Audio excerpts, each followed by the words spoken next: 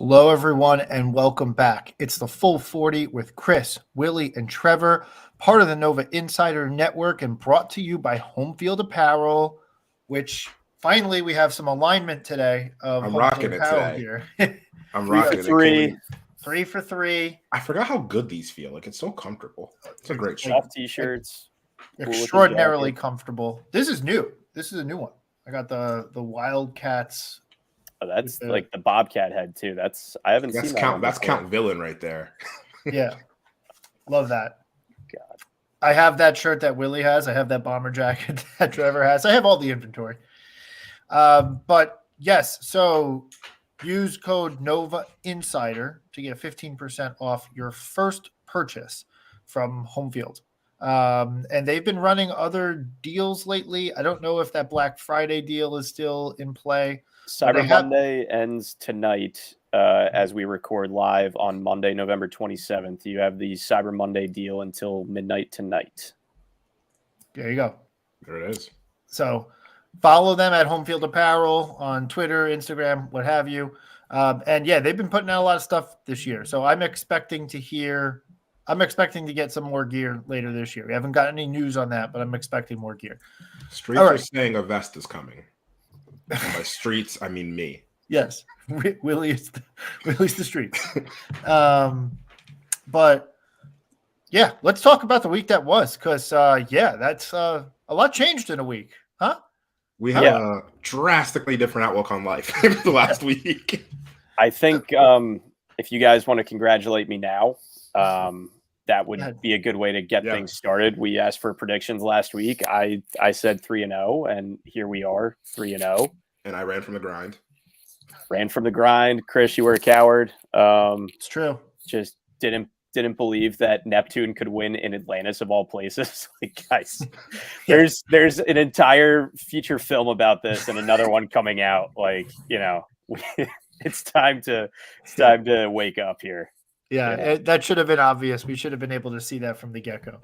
All right, so we got a lot to cover today, and we got about now under 28 minutes to get through this component of the podcast, because halfway through we're going to welcome on the guys from Hawk Talk podcast, the St. Joe's podcast. We've had them on before. We've done a show a couple of years ago with them, and we're going to have them on live here in just a little bit. So let's get through our recap of the busy week. And look, so I'm not going to tell anyone anything they don't know. We beat up on Texas Tech 85-69, beat North Carolina in overtime 83-81, and beat the brakes off of Memphis 79-63, which is really not indicative of the score and the way that game was played. So let's get into it and kind of get through kind of our takeaways from the game. So I'll just to start from me, I said earlier on that I thought this team has a high defensive ceiling, and I'm really on that. The defense was really good throughout the time in the Bahamas. We played a high possession game with North Carolina. That's why they scored 83-81, but it was a high possession game, so it was a little bit more up tempo, which is what North Carolina likes to do. So that forced the scores higher, but you can't look at the scores. The defensive efficiency of this team was phenomenal throughout the course down there. And there's still a lot of ways to improve, but I got to start with the defense, for me, being the thing that stood out from a team-wide perspective, being the thing that stood out. I mean, it was talked about nonstop during I felt like every single game. Jimmy Dykes was talking about the way that we stand the man up and we don't open up our hips. And I was worried that we were going to have a game where we just kind of regressed, and we didn't. We got into everyone. And what I loved was and we spoke about this all year or earlier this season. It's we have the pressure defense where we're pushing up on people, but we're also not letting them get to the rim. And we're really just doing a good job of deterring that. And whether it's Eric's going in drop coverage. So what we're essentially doing is telling people, take a mid-range jumper all you want, but we're not letting you go to the rim. We're not in theory letting you shoot open threes. I think that's where some of the communication thing can be worked on. But we're just not creating lanes to the rim, which is the easiest place to score is to score at the rim. That's just the most efficient shot in basketball if you can get there. And we're not allowing you to do it. So, of course, the defense is going to look better. So I'm really excited about the way that it's looked. Yeah, we didn't necessarily – the Texas Tech game, I don't want to say I don't feel good about it, but let's state facts. Like, they are not a good jump shooting team. The matchup zone switching to man-to-man, depending on where the guy gets on the floor around the free throw line, really helped shut them down from getting a ton of open shots. They shot the three pretty well in the first half and then kind of cooled off as statistics would have happened. UNC game, I thought the only thing was we got really lucky on a lot of missed layups on their end. On their part, they got a lot of offensive rebounds, it felt like, but I don't know if somebody put a lid on the bucket in between, but we did a really good job of, again, I don't want to say getting lucky because they missed their shots. Guys are in their space and having them shoot differently than they would normally shoot if it was just an open lane, especially with how like Eric and Nana are there and take up a lot of space to kind of have somebody shoot differently. So the only thing that I thought was concerning with UNC was just some of the rebounding. If we could clean that up, I would feel a lot better. But early in the season. Yeah, and also with that, like, I mean, UNC has Baycott, who's one of the best rebounders in college basketball, if not the best rebounder. I think something that's interesting with that is like, yeah, they missed their bunnies, but like, I think we've started, not even just this year, historically, we've seen a lot of teams do that versus us. And I think it's just because we're so physical and so tough that like every shot like your base of your legs is being either like, I don't want to say pushed because that gets to the whole are we fouling them thing, but like it's just you have to fight through a lot of different stuff. And so like I think it wears on people where like you're physically like on offense, you are physically fighting to get to the basket against the strength of this team. And now like not just the strength, which we've always had, but like now we just have length where we can go 6'5", 6'6", 6'6", 6'6", 6'9" across the board. And so like I think that's part of it where like we saw them miss those bunnies, but it was because we kind of beat them up. And like I did, but to your point, I also did feel like UNC, there was a little bit of like UNC loves their secondary break. They love to get out of transition. And like we had a lot of like miscommunications where there were open threes, especially in the first half where like Harrison Ingram was getting open. Cormac Ryan was like talking so much shit and like getting open. And it was very frustrating. Then very happy to see them foul out, or I wasn't happy to see Ryan get hurt, but like happy to see Ingram foul out and Ryan to like become less effective as the game went on.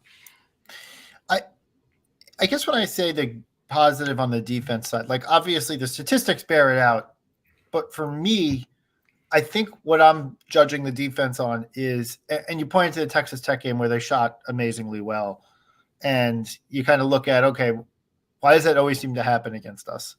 But the thing that I'm pointing to is from a game plan perspective and from what we're physically capable of perspective, we're forcing other teams to play outside of how they want to play, which I think is a really good sign early on in this season. To me, game plans were great. The game plans were great. This was Kyle Neptune's best 2 3/4 game stretch, which we'll get into in a little bit. But like it was definitely his best stretch from a game plan perspective. So shouts to the individual assistant coaches who got the scout on everybody, but shouts to the coaching staff, and that starts with Kyle, like who made sure that was beaten to the players' brains, and shouts to the players who executed on the game plan, right? Like maybe in Texas Tech, a little overcommitted to the game plan in that we were bordering the line of letting them shoot like versus shoot over the defense versus like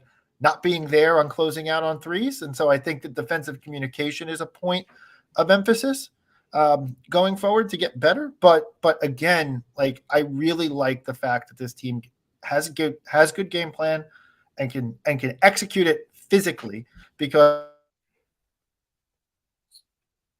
I guess we'll never know. I guess we'll never know what Chris wanted. It's just nice to see this happen to somebody else. Yeah, I think just to carry off his game plan point, it was very obvious, and the guys spoke about it in interviews. And if you were on Twitter at all, you saw the former players talking about how anytime they go on a trip like this, it is a business trip, and everybody is super locked in. Justin, I think the only time he touched the beach before the end of the tournament was when he had to go down there and do that ESPN interview that they kept playing. Yep. It was very obvious that ESPN only has, the one script when they're doing these Villanova games. But yeah, like that Eric point Dixon aside, can't guard Kalkbrenner. Yeah, that Fucking point aside, dumbass. which is not true. The by first the time way. they said that, I was like, "What are they talking about?" Like Yeah. that's just that is the person that he does beat all the time. There's a reason this program is 9-0 in the Bahamas. They get down there regardless. Like this is the tournament that really kicked off Jay Wright's dominant run over the last 10 years. When they went down there in 2013, these guys get locked in and stay locked in and are there. They were ready to just, like you said, pounce on, or what the exact word was, donkey stomp, I believe, that the broadcast used. They were waiting to donkey stomp Memphis at the end of it, and that was just really refreshing to see. I made the point that I basically forgot that Neptune was coaching the team because I didn't see anything that I was like, oh my God, I can't believe he's doing this. I can't believe he's subbing 5 guys at a time. Why is he subbing Mark at the 17.5-minute mark? Like, just the little things that have bothered me throughout the season and last year, I just did not see happening. And to me, I was like, wow, this is really, we're back. I mean, it felt good. I think there's a level of like we're backness to that.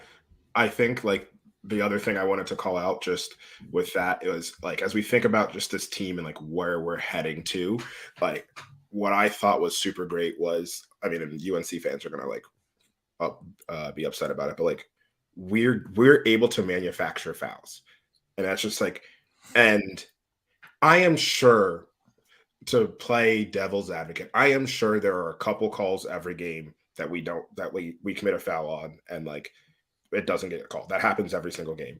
But like when you play as physical as we do, which is just what we do, when the game is post-ups and when like to get into matchups, like we hunted mismatches all day versus every single team, specifically versus UNC and their smaller guards. And like they were like, people were like, oh, Elliot Cadeau fouled out. And I was like, yeah, he's 6'1" and he can't guard anyone on the floor. Like, of course he's fouling out. Like, that's just naturally going to happen. Of course, Baycott got 2 quick fouls. He can't match up with Dixon. And the entire first half of game plan was like, Dixon's going to take out Baycott. And then they took out Baycott. And he did exactly what he said. And then it was put whoever else you want onto him. You can put Ingram. You can put Withers. It doesn't matter. Dixon's going to beat them. Like, we found those mismatches. And so that's what I want to see us keep building on, is like finding those mismatches on the floor and then putting, whether it's likely Eric and Justin and anybody else who ever has one, like putting them in positions to win those mismatches, because that's how we're going to win like a lot of these games. Like, I don't think this team is, I mean, I know they're not 2018, but like Mark is, and we'll talk about Mark. He's not the cerebral point guard that's going to get. I don't think this team is going to have 20 assists on 25 made shots.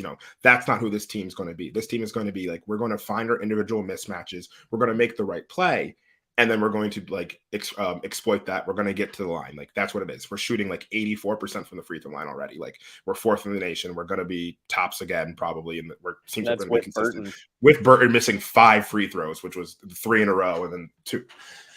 And then he figured it out eventually. But so like, there's just so much here that I'm really excited about. But like the ability to get to the foul line and like to do that in key times, like we saw that's what happened with, I mean, UNC fans will complain about it, but like when we got down 9, we got to the line.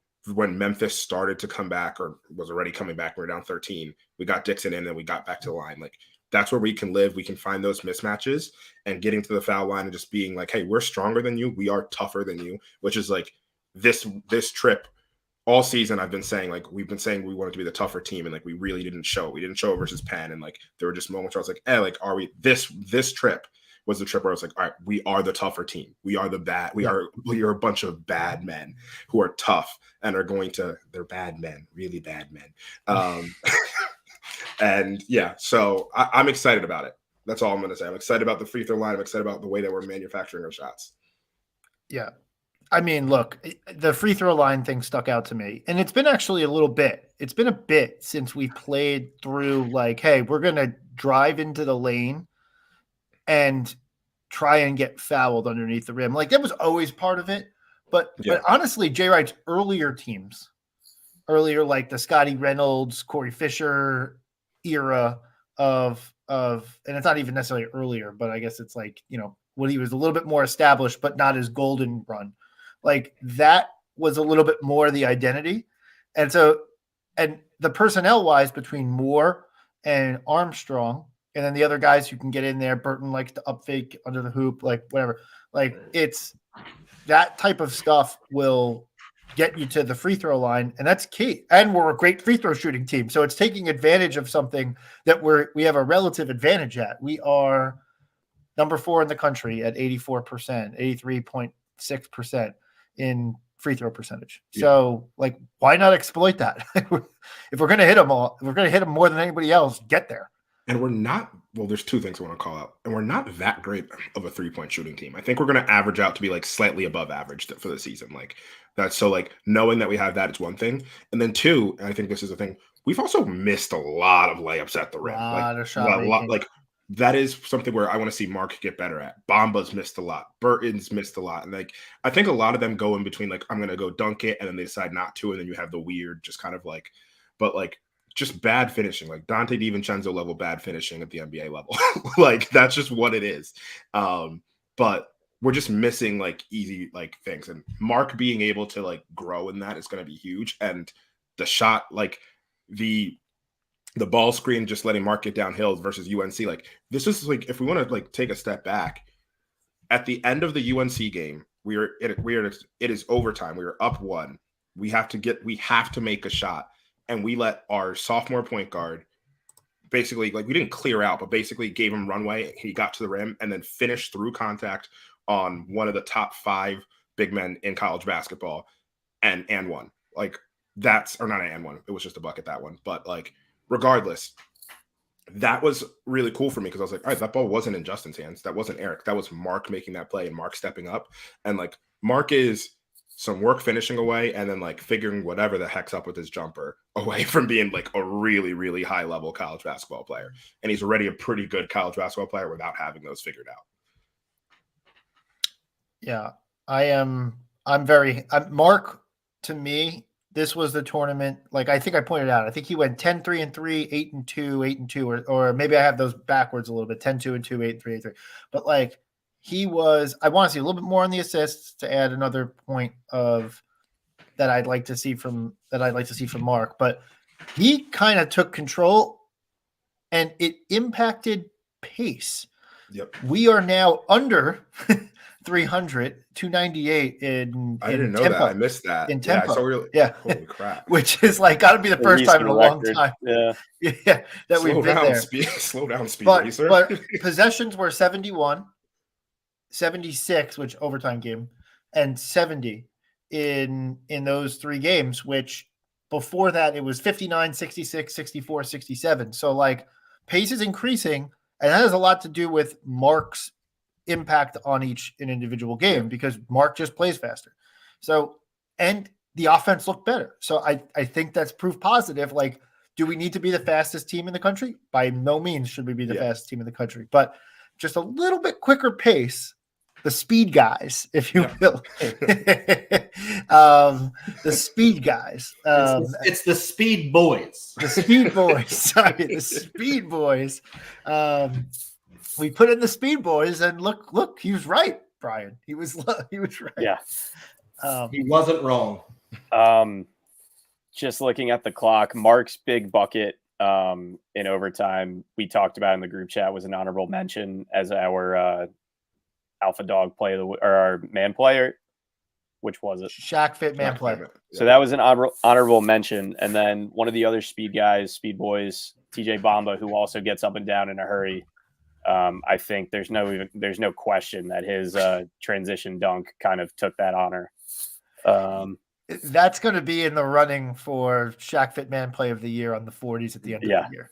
Absolutely. I think we said that. I said this on this space that we had afterwards. It was just like that Texas Tech game. We were running a lot, just like opportunistically, and like TJ saw the space, saw that they weren't set, and just said, "Fuck it, I'm going." And like that aggressiveness is what I love to see, and that was smart. That wasn't dumb aggressiveness. That was being smart. And that's going back to your point about some of these guys who have that athletic ability are in between, like, oh, I don't know if I should dunk it or do the Brandon Slater thing and try to dunk it every single time. Mm-hmm. Love Brandon Slater. All he could do for the most part when he would try to finish is just dunk it every time. A lot of it led to fouls. Some of it led to the greatest posters that Villanova has had as of late since Eric Pascal. And so I'd love to see the aggression, and TJ, that was perfect. If you're gonna miss the layup, just try to dunk it down the guy's throat. Yep. And just as a quick aside, like one thing I want to call out is he also did that on, like, just talking quickly back to just kind of the tempo. He also, and this is tempo and fouls, in the beginning of the Texas Tech game, did exactly that. We weren't really scoring, had a transition opportunity, went hard to the rim and got fouled. And I was like, I love to see that, because we're getting to the line. He saw an opportunity to score. He was aggressive. Got to the free throw line.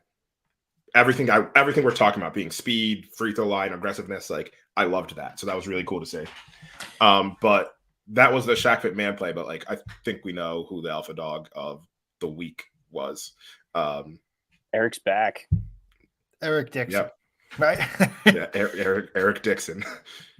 I don't know what else to say. Like that performance versus Baycott is one of the best Villanova basketball performances, definitely in the last 5 years. Like we could go back 10, 15 years and still up there regardless. But like, let's just say last 5 seasons, that was one of the best performances, one of the best big man performances like ever for us, like, or at least in the modern era. I'm not going to go back to like Pinckney and like Porter, like, of course that's a different era. But like, that was so impressive. And he did that. And it kind of makes sense he did that, because like he was facing a person who had no business guarding him. Like, that's just mismatch. As much as Eric doesn't have for those. Yeah. As much as like Eric has kind of like a weird, like, what does he be at the NBA level? Like, a lot of traditional college bigs don't have an answer for him. Like, there's just not really an there's not really an answer for him in college basketball, like, to be frank, on the offensive end. Yeah, I mean, he's the obvious. 34 and 10. He was all the way back. I thought he kind of got back into his rhythm versus Texas Tech. UNC was obviously awesome. He was great against Memphis. He's the easy. The 34 and 10 on its own probably does it, but he was good the whole tournament. So he's the shot. Solid defense. He's the alpha dog. I mean, just he was doing it on both ends. I was just really, like we said, it's a shame he struggles so much against Kalkbrenner. Who was the last time he scored 30 points? That's just the funniest part about the whole thing. He's like, man, and Eric Dixon, I can't believe he's doing career this against high. Armando Baycott. He doesn't do this against Kalkbrenner, like literally the guy he did it against. So, yeah, it was good to have Eric back. Just like something that was cool to see, and just to talk about the uniqueness of Eric, we like Eric's 3-pointer that he got fouled on by Baycott early in the first half, or the and one. Like, I've been rewatching that. It's such an interesting play, because Bamba starts with the ball, Eric sets a screen for him, and it's a split action. Then Bamba Bamba starts with the ball, gives it to Justin. Eric sets a screen for him. It's a split action for Bamba to get open. Bamba then re-screens, and then Eric comes on a pin down and comes off the ball, catches it, maybe traveled. It was kind of close, but like didn't, and then gets into a combo crossover step back, and then steps back into a 3-pointer and hits it. I'm like, that's our starting center that just like did a high level like NBA like. That's like a Paul George level move that he just did. And I'm like, this is Eric Dixon doing this. This was so cool to see. Willie, I got to tee you up, because there's another alpha dog. There's another alpha dog this week. Or at Loose least not dog, baby. Lucy fucking Olsen. Let's go. My girl dropping fucking 40 on the Forty heads ball. of Temple. Oh my gosh, so excited! I just Lucy Olsen, everything about her, I love so much. And Lucy's averaging like 24, like 4-4. The women are 5-1, 4-1, 5-1. I think it's 5-1, 4-1. They just beat Wake Forest. Lucy had another like really strong game with like 25-5. Like this is the train keeps rolling on the women's side. Lucy Olsen is so good.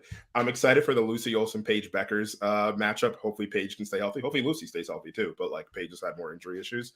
But just to talk about like Lucy and like the game that she had versus Temple, that is like I think we thought, and obviously like maybe Lucy's not going to score 40 every single time like Maddie did, but like we thought maybe I didn't expect this from Lucy. I thought Lucy would be like a strong leader, and I expected maybe 20 a game. Like seeing her put a 40 ball. And like doing it where like just from all over the place, like got to the lane, was 4 of 6 from 3, shot 13 free throws. Like you cannot guard her one-on-one. She's so good. I'm so happy for her. And then also just like also in general, just wanted to shout out Bella Runyon, just like out there rebounding her ass off. Like I know Dulcie's like the big woman on campus, but like Bella Runyon is tough as hell, and had like I think 13 rebounds maybe twice, or maybe it was just like one time, but it's gotten multiple rebounds or multiple high rebound games. It's just like working her ass off. I'm excited for this women's team. I think we play Princeton in a couple of weeks, which will be like another big matchup because Princeton's like really good at basketball. So yeah. Yeah, and I think that was the 7th 40-point game in women's Big East history. She's the 7th player to hit 40 points. And I think I read it in the conference, which seemed kind of low to me. In the conference? Yeah, Oh wow. I don't think that's right. Maybe Big 5, probably Big 5. That would make that maybe in like a Big 5 game that would make way more sense. Yeah. Like in the conference, I have to look that up, and I'll correct myself later. Yeah. But she's on a list of 7 for something for hitting 40 points. But yeah, women's team is off to a great start. Pass the fucking ball award. Can we talk about this just for a minute? Again, my only nomination would be I wouldn't say pass the ball. I would say call a timeout. When you're up 35, timeout award. when you're up 35, we have discussed this. That is the time to experiment with your lineups and get some guys some reps in other positions, other areas that they're not doing every game, just to see what they have and where we're at. I understand that. Will, you're shaking your head. I understand. I just you're up 35 so live game reps. You want to protect your guys. I get it. You can't choke up 23 of those points with a, Njoku. You can't let a 17-0 run with no timeout. You can't do it. It ended up being like a 22-4 run or something like that. Like you can't do that. Just call the timeout like when it gets to 17 or 18 points. That's all I'm saying. I just like, what's the takeaway though? When we're up 35, like we can't do. You want to give Devon Quinterly, who already has a little bit that he's playing for, more gas to he's Villanova's doing that thing where we don't want to touch the ball after a made basket because we're trying to run the clock out when there's 10 minutes left in a game. Phil Booth, famous for this. He gets the ball, hands it to the ref. The ref gives it back. He gives it back to the ref. They do this over and over again. Javon is scoring, giving the ball directly to the official to hand to our guy to inbound, and then he's stealing the inbound play because we can't get the ball in because we have no ball handlers on the floor. I don't disagree with that. I'm just like, the takeaway being the next time we're up 30, like Kyle's not putting that lineup out there in a serious game. So, or like, I'm just now he knows, I guess. yeah. He better not. He better fucking not. You can click that, Brian. Look, my takeaway is a little bit more like, okay, that was a crazy lineup. He should have called timeout. I think the thing to focus on, though, is that we are deep, and we're as deep as we've ever seen this team be. That being said, and we were talking about before we jumped on, like, we need to have one of Eric, Justin, Mark on the floor at all times. And so, like, when we have guys, and like, credit to Brendan Hausen, whose defense is coming along. I thought he actually played He had a good tournament. Yeah, I thought he had a good tournament. Brendan getting kicked in the chest jump started that entire tournament run. It did. It did. I said that since it happened. Yeah. And and so like he played well defensively, but like you have to couple him with guys who can do a couple more different things and can help him, who can help shade with him a little bit and make him a little bit more effective, right? Like, and that's the thing from like a rotational perspective that like I thought Kyle did better. And I think, and I hope he continues to do better. And it's still early on in the season, so he's still tinkering and figuring out what he's got.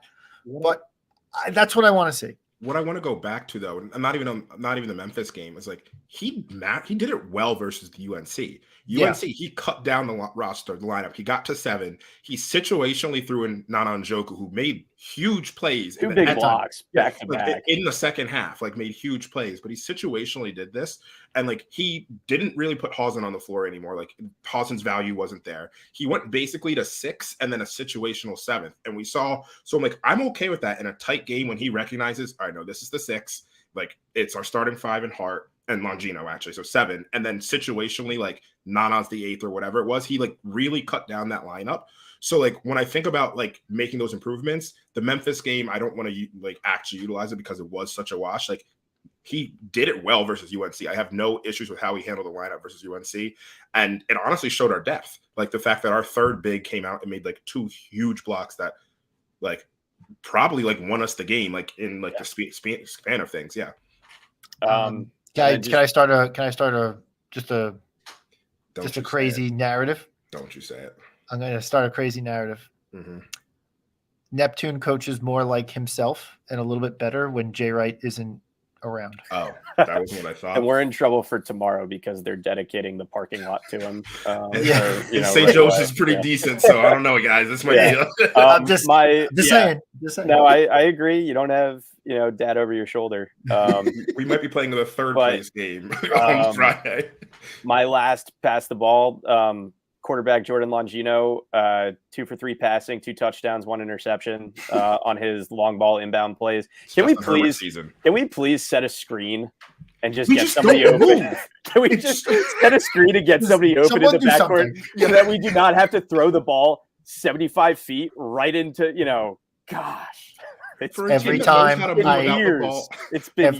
I see the home run pass, recent fans see the home run pass to Mikal Bridges against Oklahoma. I see the home run pass by Reggie Redding when he threw it out of fucking bounds and almost let Pitt back into that fucking game in 2009 Elite 8.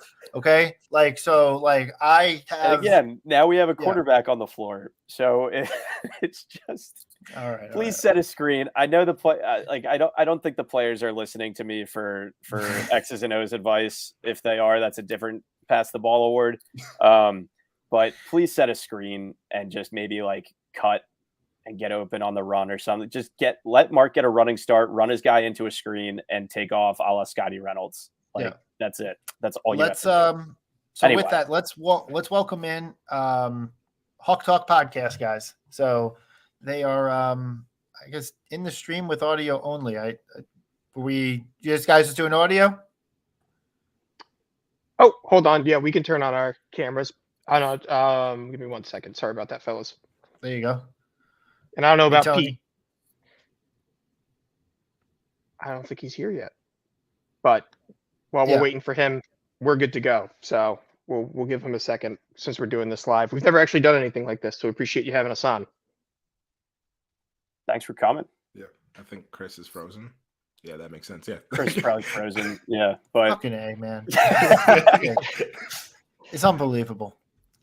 Tony, welcome on, and yeah. So Tony, tell us while we're waiting for Pete. Tell us a little bit more about the Hawk Talk podcast. I know we did a show with you guys a couple of years ago, but just refresh our listeners. Sure. And we'll do the same in just a second because I know you got this audio too. Absolutely. So for those who don't know us, at least I'm Tony. I write for a10talk.com. So it's a very interesting blog about A10. And for those who are unfamiliar with A10 Twitter, it's an interesting spot. But Pete and I cover St. Joe's basketball. We do a podcast about once a week, and sometimes we have guests from Hawk Hill Hardwood, Matt Gifford. He's a sometimes contributor on the show, so it's always good to have him. And we just talked St. Joe's basketball. We don't like to talk about Villanova that much. We save it for one time a year, and we've been able to do a show with you guys before, which has been great, and glad to be back this time to talk a little trash, because this year, maybe this could be the year. So we'll see. I love that. I love I that. actually- We'll get to that in a little bit. We'll Yeah. get to that in a little bit. But for your listeners who will also be listening in, we're the Full 40 Villanova Basketball Podcast. Been doing it for several years now. We've had some host changes. I've been the continuous fixture here, but Willie joined us last year, and Trevor joined us this year, and Rob hung up the microphone at the end of last season. He just couldn't handle the Neptune era, so he Put it in the rafters for him. But yeah, so we're the Full 40 Villanova Basketball Podcast. You can find us on Twitter. Love to engage in Big East Twitter, which is a different animal than A10 Twitter, but A10 Twitter is a good time. Between you guys and OnlyFans and the Gola Standard guys, and They're actually good at Twitter. That's Yeah. the thing. They I know know- what they're doing. Curry Hicks Sage. I like Curry too. Hicks For you- Sage I love is- Curry. Yeah. Lil Bona X. There's some people on A10 Twitter, and we got Peter in here too. Yo, fellas, what's going on? How's it going? How's it going? All right, let's talk this game. So we got this game on Wednesday. It's the right way dedication day, but then because Villanova's naming the little street in between the Davis Center and the Butte. and the Finneran Pavilion after There's Jay this Wright. guy that coached at our school for a while. Yeah. Goes by the name of Gerald. Yeah. Right. But then after that, obviously a very enormous and consequential Big Five matchup, especially given the context of the new Big Five Classic kind of thing. Winner gets to And- play for all the marbles. Yeah, it's pretty much exactly that. Like St. Joe's wins this game, and St. Joe's is competing for the championship. Villanova wins this game, and everyone on our side, which is us, you guys, and UPenn, is all 1-1. And I think it defaults to like net ranking, or I forget exactly what the believe it's net tiebreaker rating, is. yeah. Whatever it is, it's something that when we first talked about this tournament in September said, we won't have to go into the tiebreaker details. And so here we are with our pants down, not knowing. But I guess we'll figure it out. You know, it's interesting, guys. Sorry, I'm just getting in here. I think you guys gave me a fake link, which, classic Villanova guys. No, appreciate you guys having us on. This obviously we've recorded a few times before, and it's always good to be on the Full 40. But I'm just wondering, people are talking. How does it feel for the Big East to get all of its good players from the A10? I mean, you got Tyler Burton, Tyler Kolek. It's just a talent feeder system, basically. Well, you guys. I'll speak to that because, as Shaka Smart says, he doesn't feel the need to ever go to the portal. He likes growing his players at home. He does not feel the need to go to the transfer portal, aside from his probable 2-time Player of the Year in Tyler Kolek. Burton, do they shoot free throws well in the A10? Is my only question.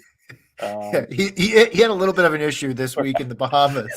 Might have been like the only problem, but yeah. No, aside from that, Tyler and Tyler are awesome. They're studs. Glad to have them.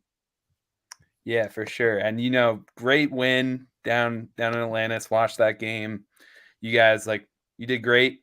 But how does it feel also winning something for a place that doesn't exist? Like Atlantis, it's not a real place, guys. It's not a real place. We on a were map. just talking about this before you guys jumped on. Neptune won at Atlantis. I mean, that was kind of that's also obvious. Fortuitous. Yeah, that's still pretty nice.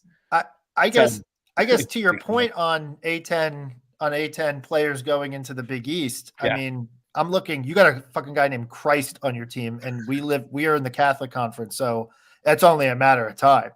I mean, Hasn't been a holy war for a while now. I think this It's is the got year. a whole lot holier. That's all I'm saying. Resurrecting the rivalry. There's so many puns you could do,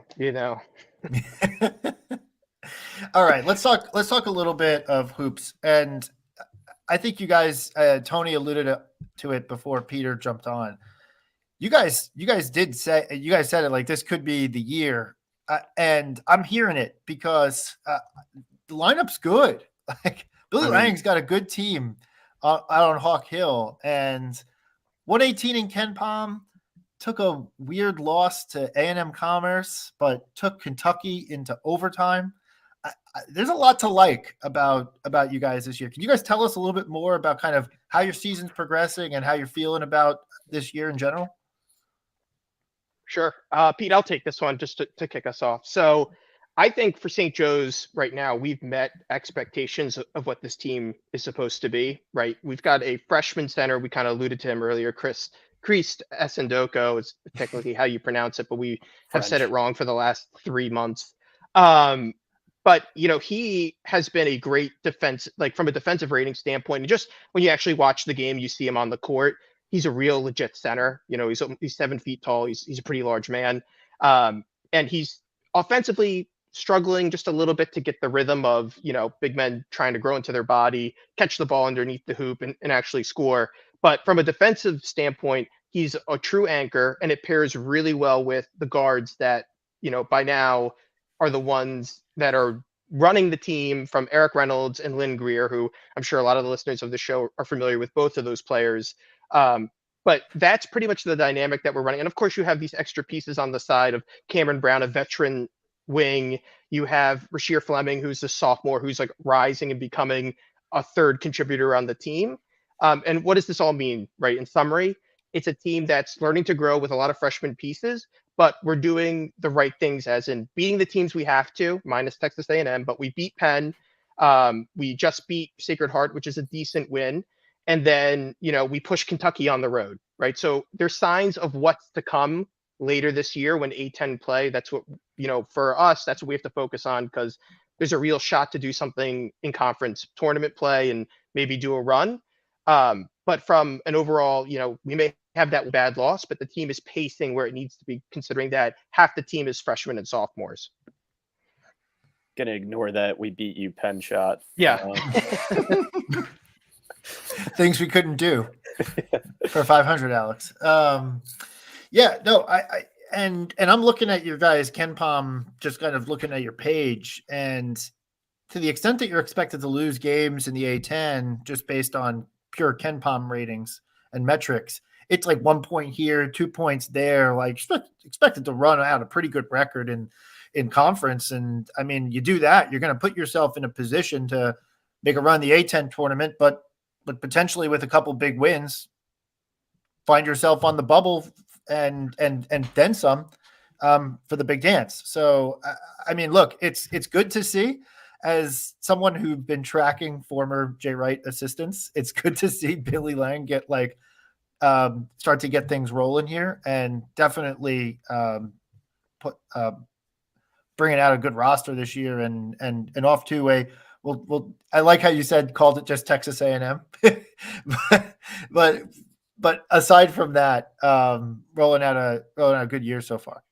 Overall, I feel like from what I've been able to see of y'all, that the defense has really improved, especially from last season where I felt like it was a big weak spot. What have y'all seen? What's changed in the defense? Is it just people being more calm in their roles? Is it the addition of Creased? What do you think's been that difference for y'all? Yeah, so Christ Esendoko, like Tony said, brings something that we haven't really had.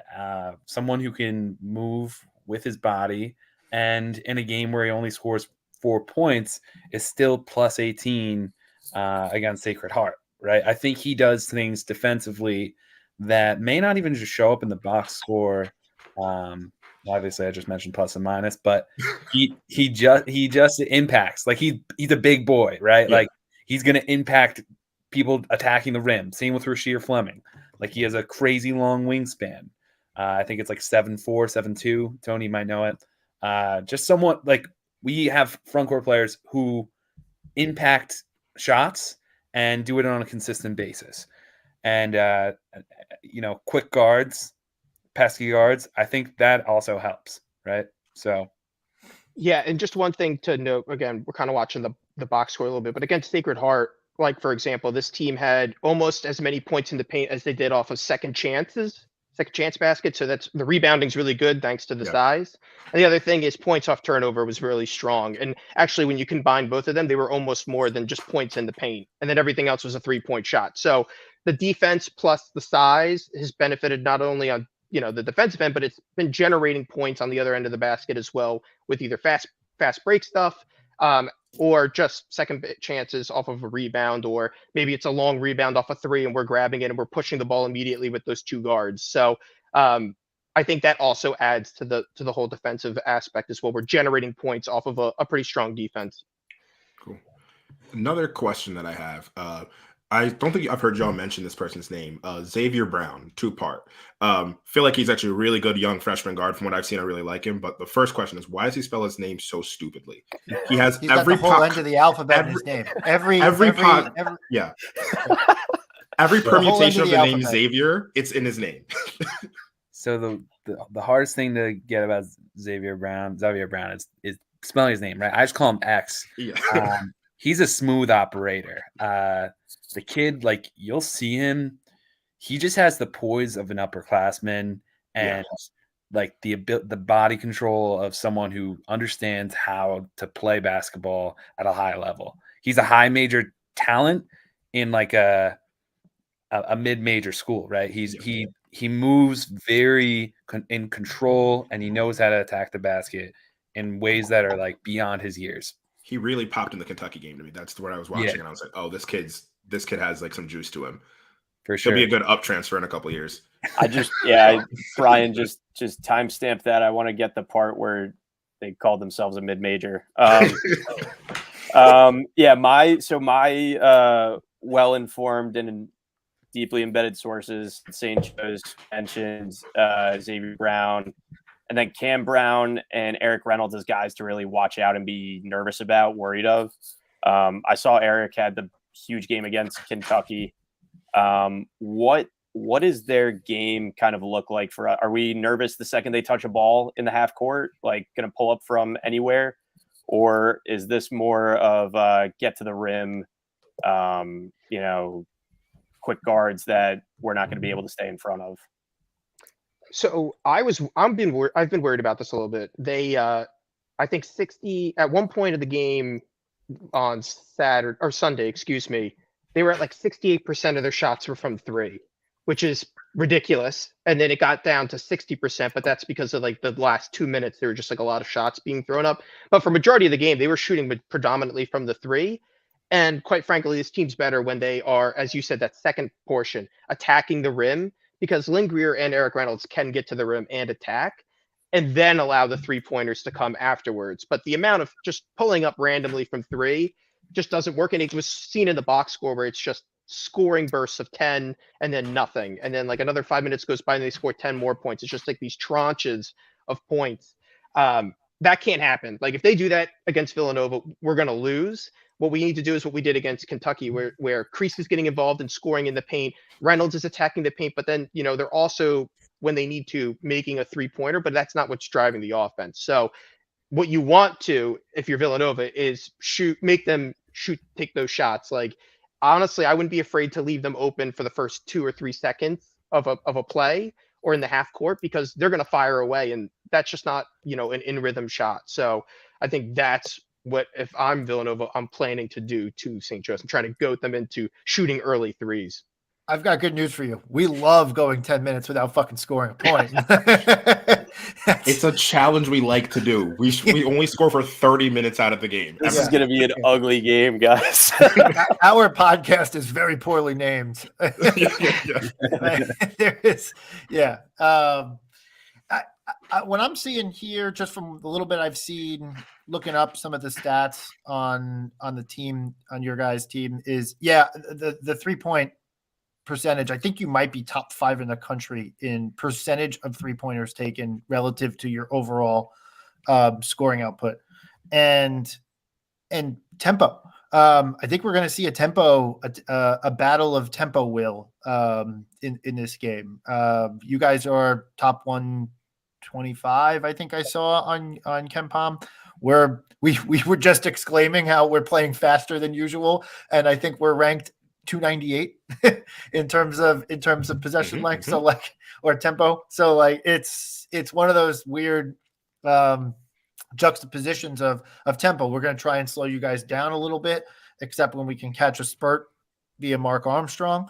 I think you're probably going to see a little bit from our side on the offensive end, just because we've seen it just recently versus Armando Bacot, of Eric Dixon trying to draw Christos Ndoko out of the paint to try and guard him when Dixon wants to shoot jumpers. And so I think you're going to see a little bit of us trying to do that and try to work the ball around and be methodical offensively and take time take time to suck some of the life and juice out of the tempo game. So I think that's going to be a little bit of a thing to watch for, is who controls the tempo will definitely have the better chance of winning the game. And then the other thing I want to see is Villanova's happy to let teams shoot threes if that's not their strong suit.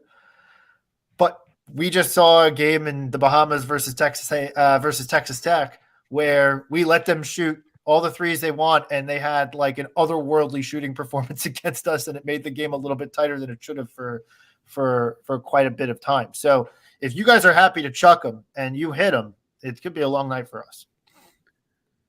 Yeah, I saw the matchup against UNC, and seeing what Dixon did against Bacot, has me thinking about what could happen. That was a crazy game. And I think if it's a back and forth like it was against UNC, that's what we want. I think if you guys play at your pace, we're less likely to be in rhythm. We're less likely to we have to score. It has to be a high scoring game for it to be close, I think. Who's your X factor? Maybe for me, I'll just say it's X Brown, because it's, You're X gonna say factor. that. X Brown. I gotta say it. Eric Reynolds had 27 against you guys last year. I think he's great. I think Lynn Greer is great. I think X Brown needs to have a great game, though. I think that's my X factor. And I'll go with Cameron Brown. I'll go with the other Brown. Sounds like a law firm, Brown and Brown. I think Cameron has been a really solid player, as in he's been a veteran leader, making the right decisions for the last 5 games.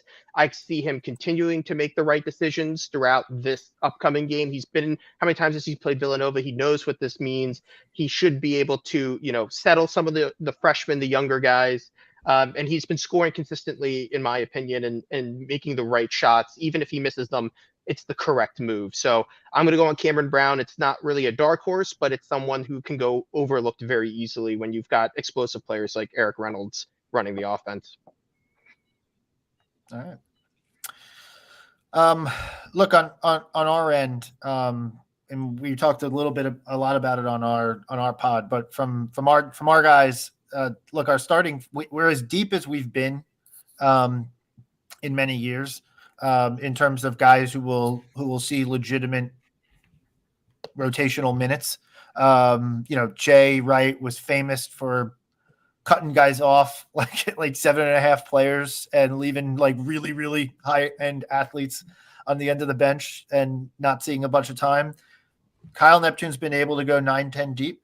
The starting lineup has been every game this year: Mark Armstrong, Justin Moore, TJ Bamba, Tyler Burton, and Dixon. Within 3-4 minutes of the game starting, Jordan Longino and Hakeem Hart come in. We've gotten a lot from our transfers so far. TJ Bamba probably being the most impressive among them so far. I would say Tyler Burton's motor is impressing people. His shooting hasn't been exactly where I think people want it to be, but his motor, his rebounding, that stuff has been there.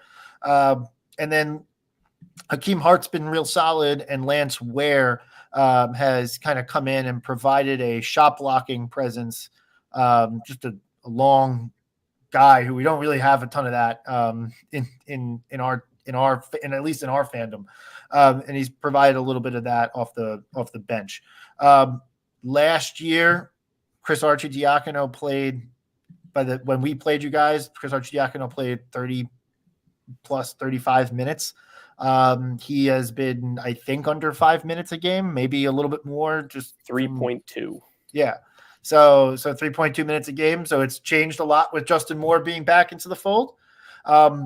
What's interesting is a juxtaposition of point guard style for us is Justin Moore is super slow and methodical, and kind of wants to either shoot a jumper. He's more of a combo shooting lead guard type guy anyway, but he really likes the Brunson Archidiacono-esque style of backing you down into the post and kind of making waves in that front. Whereas Mark Armstrong is a speed boy, which is just an inside joke with us on the podcast. But he is fast, lightning quick, really athletic, can get up and down the floor in an instant. I think you guys we talked a little bit about what Dixon's capable of doing, so it won't belabor that point. But looks like he's going to This leave has us been with happening. Chris has just been dropping points all over the floor. I'm assuming he was going to move on to not talk about Dixon and move on to talk about Justin Moore, and obviously what Justin can provide in terms of like the mismatch of like the juxtaposition of speed. But Chris, you're back finally. I'll let you continue your talk. Yeah, go ahead. Just stop me talking. Just keep talk about Justin Moore. No, I was just going to say, Justin Moore. Justin's been is our tough shot maker, has been, and you all are well aware of that. He's been taking, and this has been a discussion that we've had, like he's been taking shots where I'm like, should he be taking this shot? Is this the best shot at the moment? Maybe not, but it's Justin, so you kind of let him. We kind of let him roll with that. But obviously, strength wise, size wise, 6'5", built like a goddamn tank. Like he's going to power through. He's going to back up, and he's going to back you up. And he's our absolute heartbeat and our leader. Chris, I'll let you keep rolling now. Then the only other person I was just going to mention, because the only guy I haven't mentioned yet, is Brendan Hausen's the guy who, if he gets the ball with any type of daylight, it's going up, and he's pretty damn good at shooting it. We're not the best shooting team that we've seen on the main line, but it's solid. We still shoot a lot of them, so we're right there with you guys in that regard.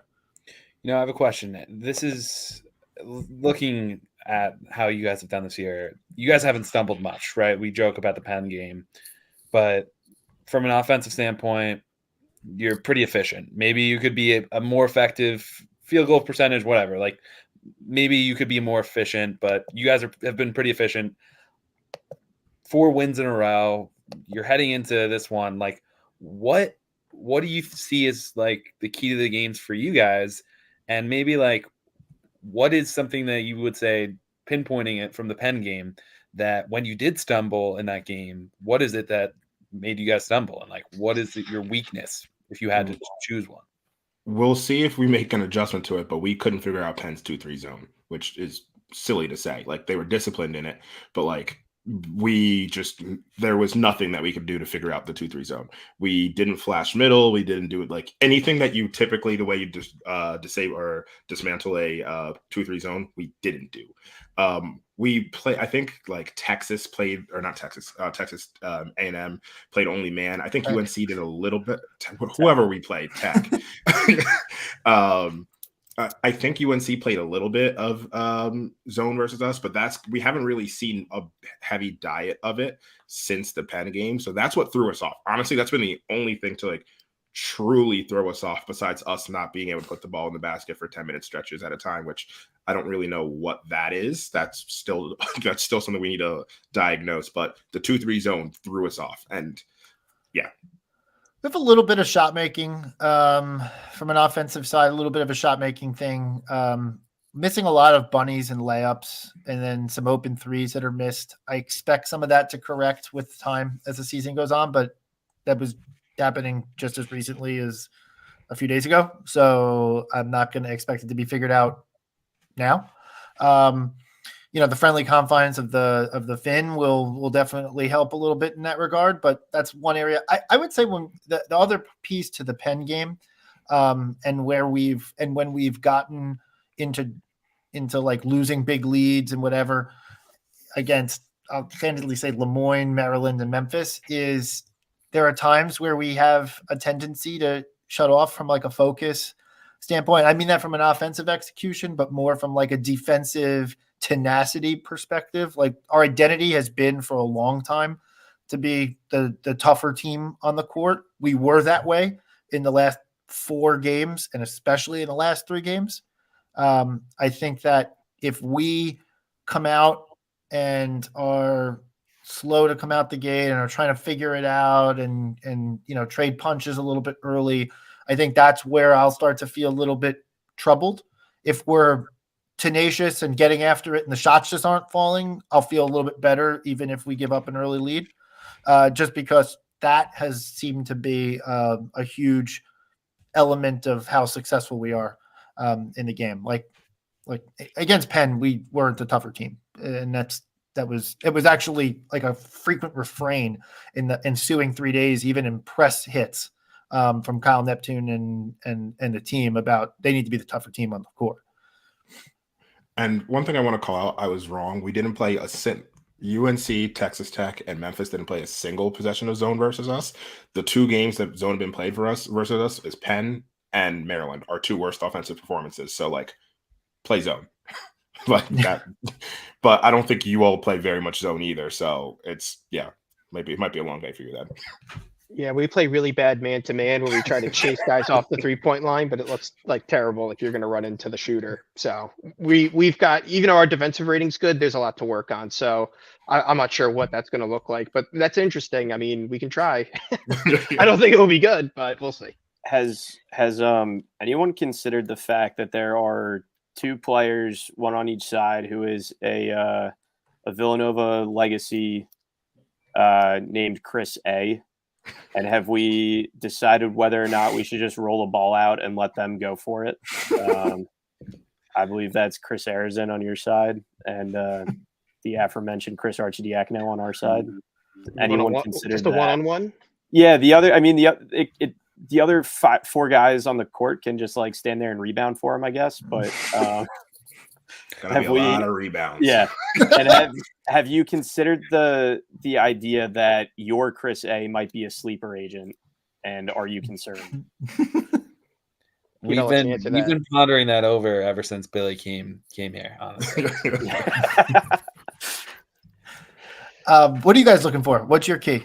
I know you said X Brown is the X factor, but what are you looking for? We need a good shooting night. If I'm going to be honest, I think it comes down to the fact that it's sort of like the Billy Lang era of basketball when it comes to St. Joe's. It's shoot a lot of threes and to beat really good teams, which hasn't necessarily happened for Billy Lang. We were close against Kentucky. You need to shoot at a really high clip and be effective at doing so. So I know that sounds silly, but that is truly what I think would be the key to the game. And yeah. Tony, what about you? I would say, you got to get Eric Reynolds going. But quite frankly, I'm very pessimistic because we've never closed a game like this before, ever. Right? We just had the Kentucky game. There was Auburn a few years ago. There have been times where we've been ready to play upset, and it just never comes through. And I don't know if that's coaching. I don't know if that's just because you can't. You got to learn how to do that, but it just hasn't. We've never had one of those signature wins yet, and I just doubt that it's going to happen again. Maybe I'm giving away my preview a little early, but my prediction. But if this was on Hawk Hill, I might be a little bit more worried. I still think it's very plausible, but the fact that it's on like the right way day, it's just. You guys are coming off a 4-game win streak. You just won the battle for Atlantis. It's the perfect setup, right? You got us right where we want us. I guess let's pivot the conversation a little bit to kind of what the ramifications are. We touched on it earlier, but the ramifications are: look, you guys go 2-0. You're playing for the Big 5 championship. We go 0-2. We're playing Drexel in the 3rd place, in the 5th place game. Which I kind of want to play Drexel. That'd be cool. Yeah, it's kind of wild. And then I think with the net ranking, I was looking at the official net rankings haven't come out yet, but the CBS net rankings, I think we got the tiebreaker in our hands. So I feel like if it's either 1 or 3, for us in this one. And on the other side, Drexel's gone 0-2 already. They're set. They're going to be in the early cap of the matinee, if you will, of the classic on Saturday. And then at the same time, I believe LaSalle and Temple are duking it out to see who's going to get in first place and then second place. So one of us on Saturday is going to play either, or we could play Drexel. You guys are out of that conversation. But one of us is either going to then play LaSalle or Temple on Saturday. So that's kind of the ramifications. I'm curious to get your guys' thoughts on the Big Five change and everything that's going on. I know we did a space earlier in the year, but just kind of between us, like what do you guys feel about the Big Five and how it's evolved? Yeah, I can go first. Yeah, go Pete. Because I know Tony probably might feel differently about this. I think actually Chris or whoever it is, I don't know, but I feel a little bit more confident about the direction that the Big Five is going in. I think having those like games at the Wells Fargo, it has to be at that type of stage. Like the stage is the Wells Fargo. It can't be at the Palestra yet. Like maybe that's something down the line. Sure, if we revive the Big Five, the stage has to be set at the Wells Fargo just for a lot of different reasons.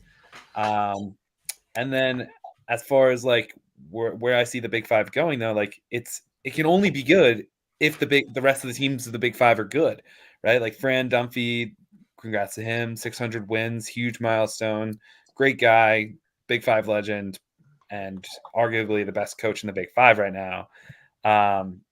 Just like historically, like he is not even arguably the best coach in the Big Five right now. Mm-hmm. 5-1 to start the year, and I think like we need those teams like LaSalle, like Temple, like St. Joe's, and even Penn to bring back the energy like Penn did.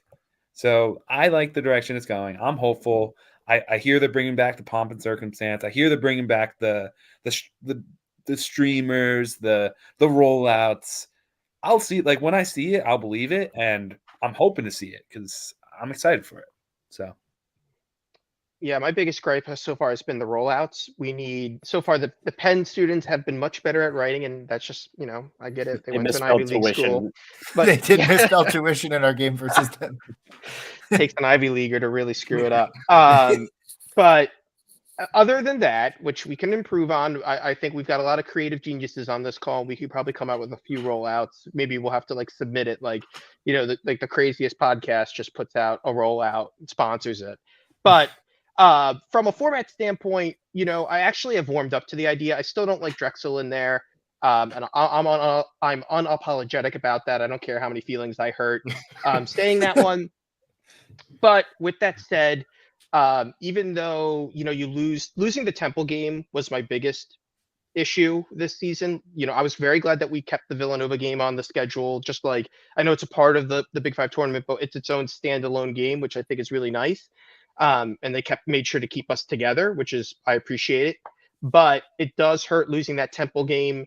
LaSalle, I don't really care about because we see them all the time. So it's not really that big of a deal for us. But from an overall experience level, I've been somewhat pleased, right? We got the Penn game, which was great. We're playing Villanova. We don't get to see Temple, but hey, maybe we do. Maybe we pull the upset. Temple beats LaSalle and we get to see them. So I think it was a decent compromise for what we could have. It could have been all or nothing, right? And I think we found somewhat of a middle road where everyone could be a little happier with it. Yeah, they had to try something, is my standpoint at least. And we'll see how that works out. My concern is that, and look, I was a fan of this. My concern right now is that there's still not a lot of fanfare about this on socials and whatever. I can't remember if I got an email about it. I haven't seen a whole lot. And maybe it's just like they want to wait until the game on Wednesday happens so they know the matchups and then they'll go all out. But that's a little too late. It's a holiday season. People are making plans and shit. I'm a little bit concerned about that. and I really felt we talked a little bit about this on that space, but I really felt like you needed to have like a fan thing. Like it needed to be like a whole environment. Like maybe you can go in and out of the Xfinity. Go in and out of the Xfinity Center. He's frozen, right? Yeah.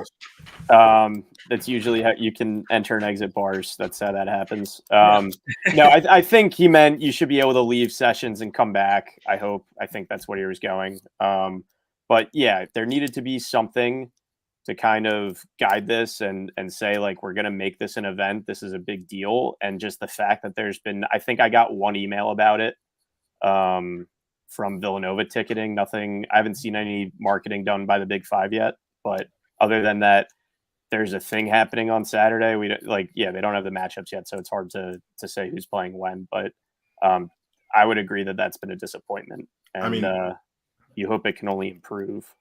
I think it's because like we're planning something big, and it just connected all the dots for me right here. I think we're gonna get Taylor Swift to be at the Big Five, and like that's what's gonna change it. Like it's gonna be like, holy crap, Taylor Swift's watching LaSalle versus St. Joe's, and like then all the networks are gonna be there, and then it's gonna be like people are gonna be rushing the door. So like it's that kind of play. She's done her international tour right now, or this part of it she'll be done. She'll be coming back home. It's like she's gonna go see the parents for Thanksgiving. She'll be in the area. So Taylor Swift's gonna be there. That's what we've been working on this whole time. I know it. That's probably true. The last thing that I just want to ask, I promised someone I would ask this. The home games I've been seeing on social media, you have a really handsome, really talented kid at the end of the floor who's mopping up the lane after free throws and made baskets. How do you think the team's going to fare with him not being able to be the mop guy on the court because it's a Villanova home game and he will be sitting in the stands with the Villanova fans with his family? Of course, referring to student manager Nicholas Kesley.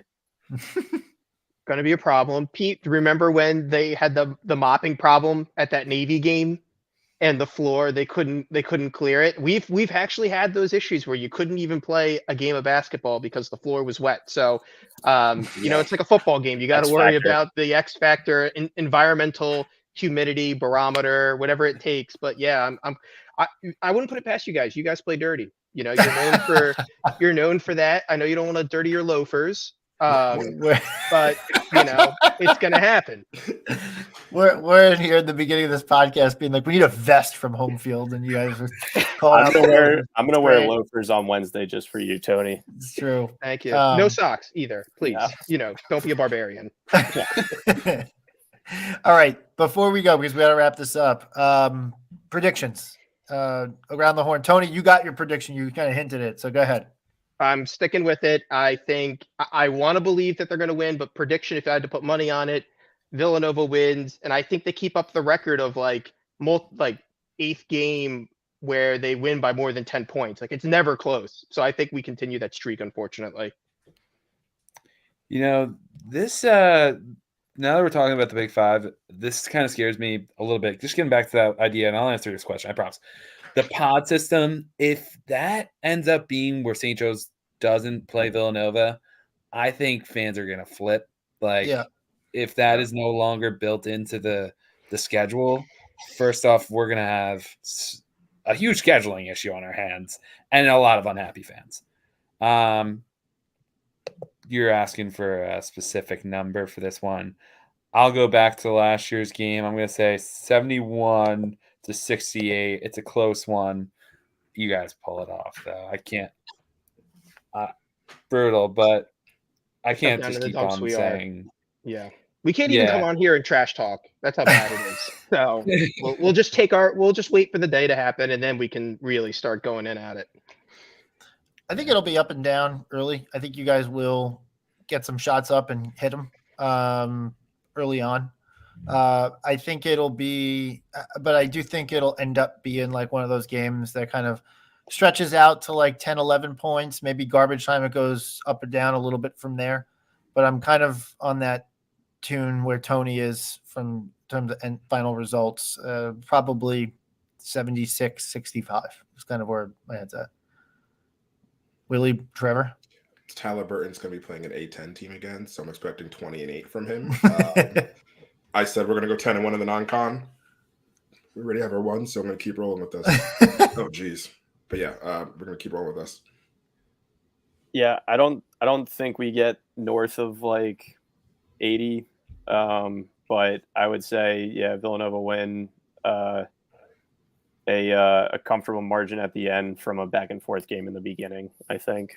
Agree with Chris. Yeah, but I do think that you guys are going to find a way with this team and this squad. Just from what I've seen, in some of your early conference performances, I think you're going to find a way to either get into the NCAA tournament or be right there. So I feel like this is a make or break year for Billy Lang. So I feel good about it. I think and it's you have gonna be Joey brackets pulling for you. So yeah, there you go. All right, I think that's it. I think our producer's calling us quits now. So, Tony, Pete, great hanging out with you guys again. Thanks for coming on. And hope your listeners liked us at the full 40. You guys are at what is it? Pete, come on, you got it. Quickly, we got to go to bed. At Hawk SJU, and Tony's got a 3 a.m. flight, so 3 a.m. flight, but I'm dedicated to the pod. Thanks, guys. There we Appreciate go. it. Thanks, guys. All right. Yeah. Take care. Hawk will never die. Die tomorrow. All right. That's all we got for you guys today. We'll be back next Monday, and then the following Monday after that. So that's our new time. Thanks, everybody, for listening. And as always, let's go Nova.